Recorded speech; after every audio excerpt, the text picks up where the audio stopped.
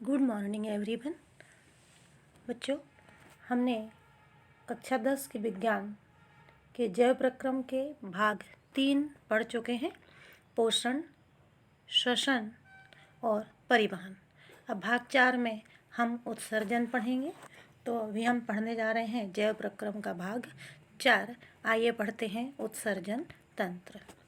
तो मानव में उत्सर्जन तो वह जैव प्रक्रम जिसमें जीवों में चयापचयी क्रियाओं में जनित हानिकारक नाइट्रोजन युक्त पदार्थों का निष्कासन होता है, उत्सर्जन कहलाता है। कहने का तात्पर्य ये कि मनुष्य में बहुत सारी चयापचयी क्रियाएं होती हैं, उनसे हानिकारक पदार्थ बनते हैं, उनको शरीर से बाहर करना पड़ता है, अन्यथा शरीर में विष हो जाएगा और हानि होगी हमको, और इसलिए इनको बाहर निकालना पड़ता है। तो यह क्रिया उत्सर्जन कहलाती है। एक कोषीय जीव इन अपशिष्ट पदार्थों को शरीर की सतह से ही जल में विसर्जित कर देते हैं। जो एक कोषीय जीव होते हैं वो अपने शरीर की सतह से ही इनको जल में विसर्जित कर देते हैं। तो बच्चों, तो वह जैव प्रक्रम जिसमें जीवों में चयापचयी क्रियाओं के द्वारा जनित हानिकारक नाइट्रोजन युक्त पदार्थों का निष्कासन होता है, उत्सर्जन कहलाता है। चित्र देख लेंगे उत्सर्जन का। तो देखिए, ये दो वृक्कक हैं, बायां वृक्कक और दायां वृक्कक, किडनी भी बोलते हैं इनको। ये वृक्कक सिरा दिख रही है आपको नीली वाली, और ये दिख रही है लाल वाली महाधमनी।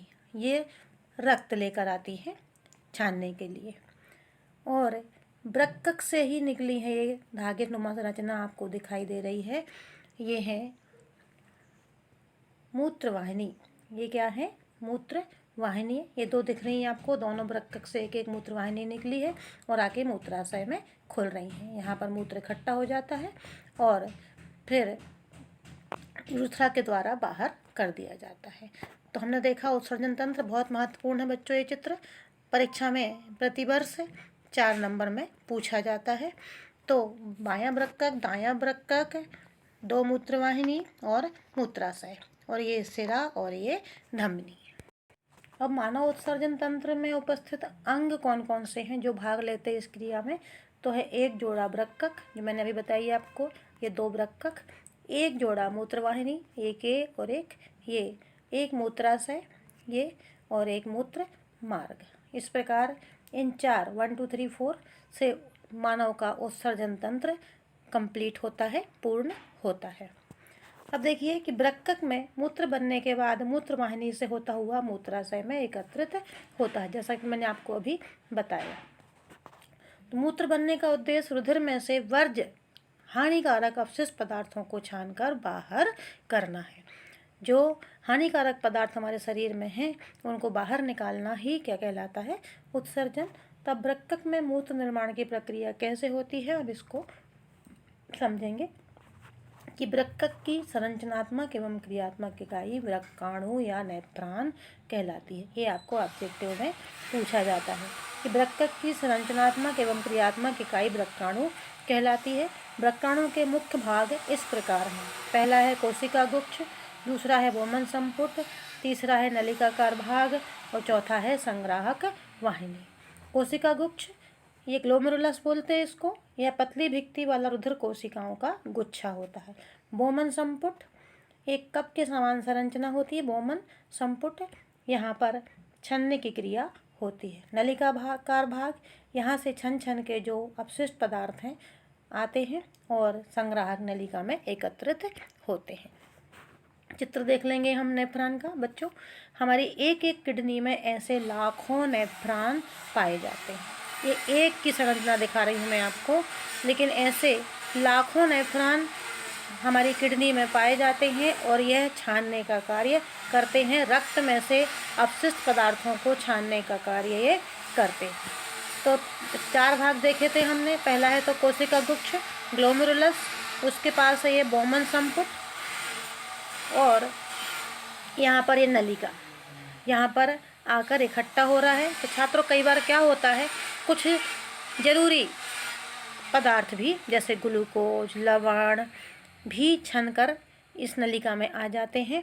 तो उनको ये जो धमनी आपको दिख रही है, ये जो गोल गोल है, ये पुनः अवशोषित करके रक्त में डाल देती है।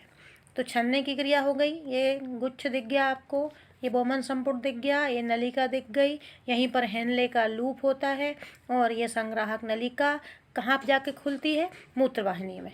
और मूत्रवाहिनी कहाँ जाके खुलती हैं? मूत्राशय में।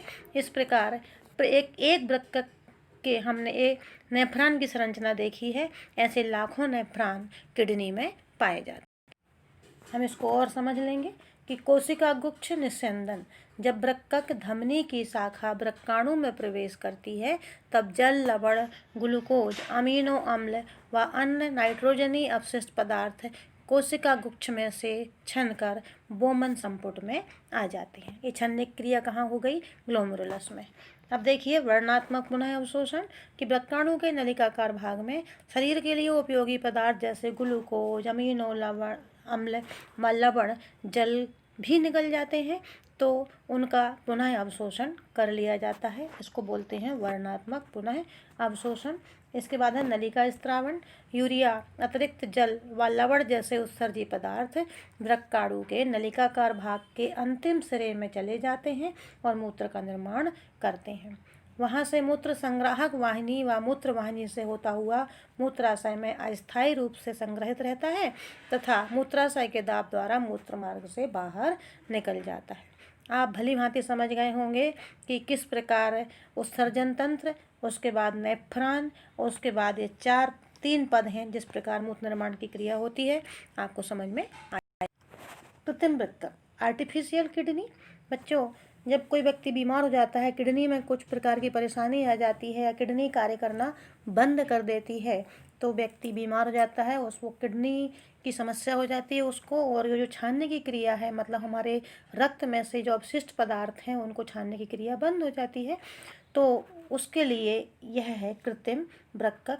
इसको हम अपोहन कहते हैं या डायलिसिस भी कहते हैं। यह ऐसी युक्ति है जिसके द्वारा रोगियों के रुधिर में से कृत्रिम वृक्क की मदद से नाइट्रोजन युक्त अपशिष्ट पदार्थों का निष्कासन किया जाता है। हॉस्पिटल जाना पड़ता है टाइम टाइम पे, वहाँ ऐसी युक्तियाँ हैं जिसके द्वारा ब्लड से, मनुष्य के ब्लड से अपशिष्ट पदार्थों को बाहर निकाल दिया जाता है, लेकिन ये क्रिया बार बार करनी पड़ती है बच्चों, और इसे हम अपोहन या डायलिसिस कहते हैं। प्रायः एक स्वस्थ वयस्क में प्रतिदिन 180 लीटर आरंभिक निस्यंदन वृक्क में होता है। समझ रहे हैं आप लोग? 180 लीटर निस्यंदन माने छनने की क्रिया किडनी में होती है। एक अद्भुत शरीर बना है हमारा, ऐसा छन्ना विश्व में कहीं नहीं बनाया गया और किसी वैज्ञानिक ने ऐसा नहीं बनाया जो 180 लीटर आरंभिक निस्यंदन वृक्क में होता है, जिसमें कि उत्सर्जित मूत्र का आयतन होता है 1.2 लीटर। इतना क्यों हो गया? क्योंकि जो शेष निस्यंदन था वो वृक्क नलिकाओं में पुनः अवशोषित हो गया। मैंने बताई थी आपको कि कुछ उपयोगी पदार्थ भी छन जाते हैं ग्लोमेरुलस के द्वारा, तो उनको वृक्क नलिकाएं पुनः अवशोषित करके रक्त में डाल देती हैं। अब देखेंगे हम पादप में उत्सर्जन। तो वाष्पोत्सर्जन प्रक्रिया, कौन सी प्रक्रिया? वाष्पोत्सर्जन। मैंने आपको बताया था श्वसन पढ़ाते समय रंध्र या स्टोमेटा कि पौधों की पत्तियों में छोटे छोटे छिद्र पाए जाते हैं, उनको हम स्टोमेटा कहते हैं। उससे ही वो गैसों का आदान प्रदान करते हैं और जो अतिरिक्त जल रहता है वो इस क्रिया के द्वारा बाहर निकाल दिया जाता है। दूसरा है बहुत से पादप अपशिष्ट पदार्थ कोशिका रिक्तिका में संचित रहते हैं। अन्य अपशिष्ट पदार्थ रेजिन तथा गोंद के रूप में पुराने जाइलम में भी संचित रहते हैं और पादप कुछ अपशिष्ट पदार्थों को अपने आसपास मृदा में उत्सर्जित करते हैं। इस प्रकार हमने जैव प्रक्रम पाठ पूरा पढ़ लिया है बच्चों। इसके चारों तंत्र पोषण, श्वसन, परिवहन और उत्सर्जन कंप्लीट हो गए हैं चारों भाग में। यदि किसी को कोई परेशानी हो तो मुझे फ़ोन करके पूछेंगे और इसके अभ्यास के सभी प्रश्नों के उत्तर लिख लेंगे और इनको याद करेंगे और पढ़ाई को अपनी जारी रखेंगे। Thank you.